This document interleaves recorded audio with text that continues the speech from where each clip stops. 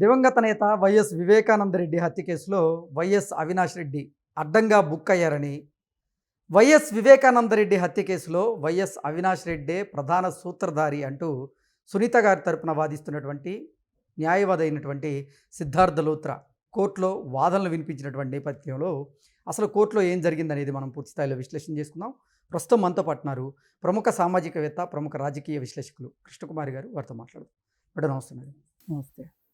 YS Vivekananda Reddy హత్య కేసులో సునీత గారి తరపున వాదిస్తున్నటువంటి సిద్ధార్థ లూత్రా గారు, ఈ కేసులో వైఎస్ అవినాష్ రెడ్డి ప్రధాన సూత్రధారిని, వైఎస్ అవినాష్ రెడ్డి అడ్డంగా బుక్ అయ్యారు అన్నట్లుగా ఆయన కోర్టులో వాదనలు వినిపించారనేటువంటి వార్తలు వస్తున్నాయి.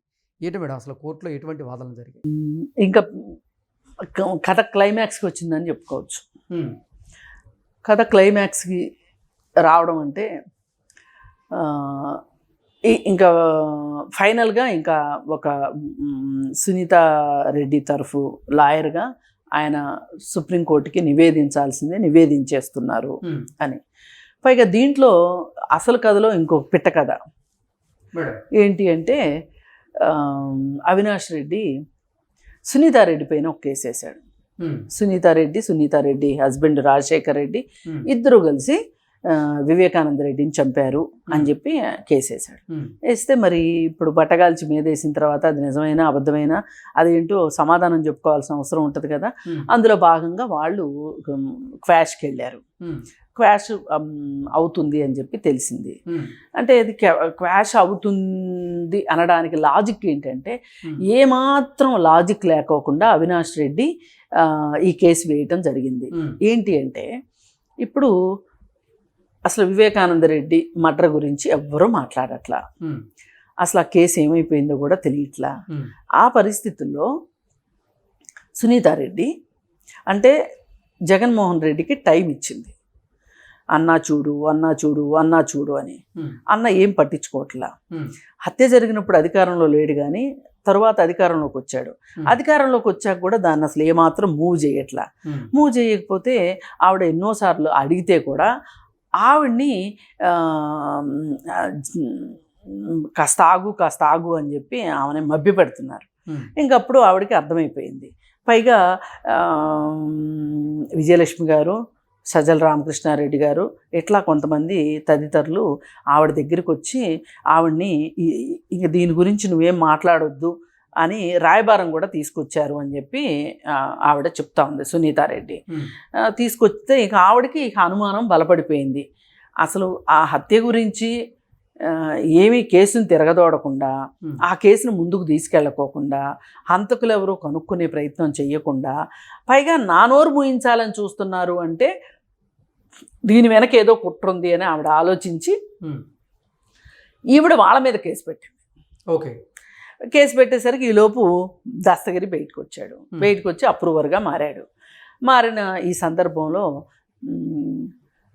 ఇట్లాంటి పరిస్థితుల్లో అయినా సరే బుర్ర బుద్ధి జ్ఞానం లేకుండా అవినాష్ రెడ్డి, ఇప్పుడు ఆవిడే చేయించింది అనుకుందాం కాసేపు, ఆవిడే దీన్ని తిరగదోడాలని ఎందుకంటది?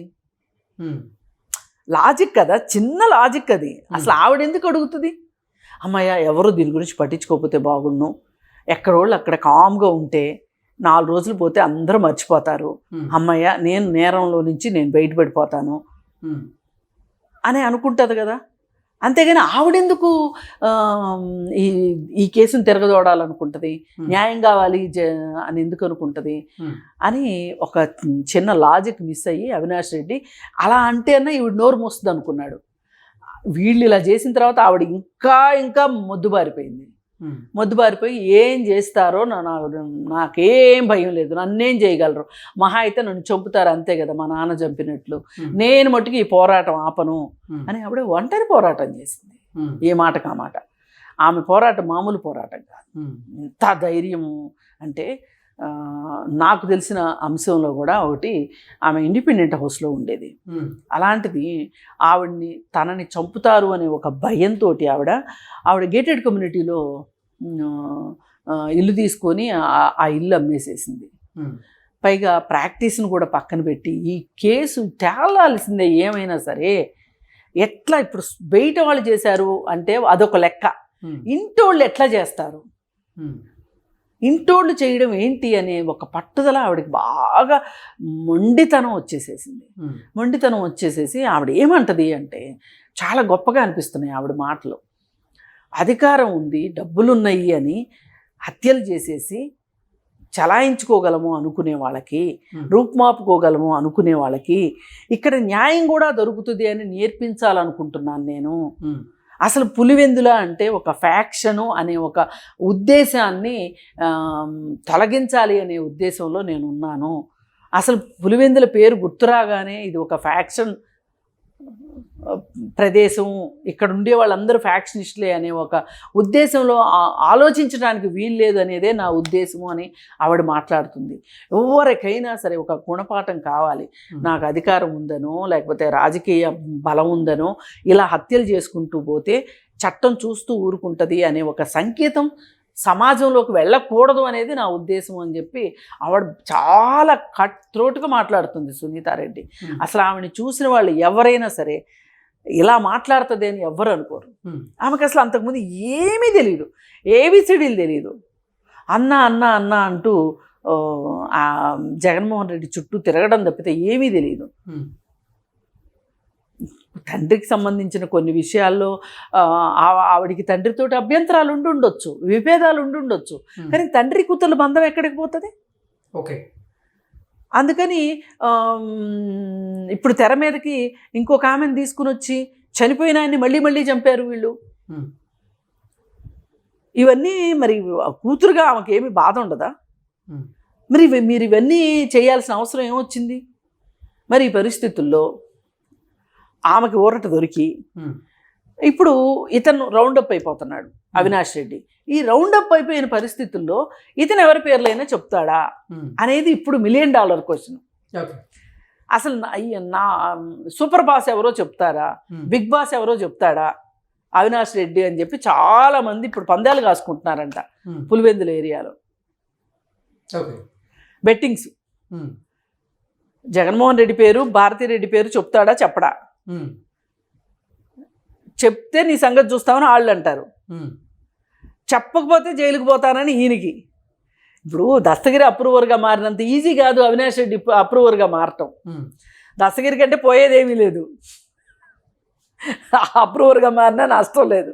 కానీ అవినాష్ రెడ్డి అట్లా కాదు కదా, అప్రూవర్గా మారలేడు కదా.